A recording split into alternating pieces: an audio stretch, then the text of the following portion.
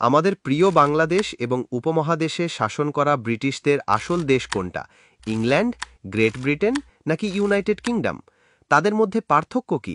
ঝটপট সাবস্ক্রাইব করে চলুন জেনে নিই। ইউরোপের উত্তর পশ্চিমে দুটি দ্বীপ রয়েছে।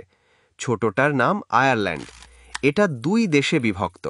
উত্তরের অংশ হচ্ছে নর্দার্ন আয়ারল্যান্ড, এর রাজধানী বেলফাস্ট, আর বাকি অংশ হচ্ছে রিপাবলিক অফ আয়ারল্যান্ড, যার রাজধানী ডাবলিন। আর বড় দ্বীপটা তিন ভাগে বিভক্ত।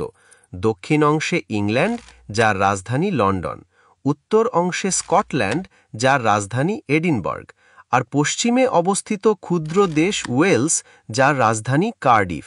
সুতরাং ইংল্যান্ডের নাম শুনলে এটা শুধুমাত্র একটা দেশ, যা দ্বীপটির দক্ষিণ অংশ জুড়ে বিস্তৃত, আর গ্রেট ব্রিটেন শুনলে এটা বড় দ্বীপটির তিনটি দেশ মিলে তৈরি।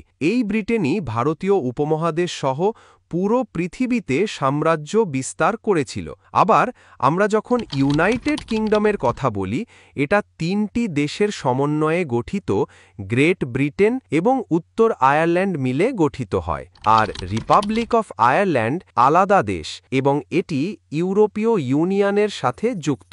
আর ইউরোপের এই দ্বীপপুঞ্জের পুরো অংশই ব্রিটিশ আইল্যান্ড হিসেবে পরিচিত।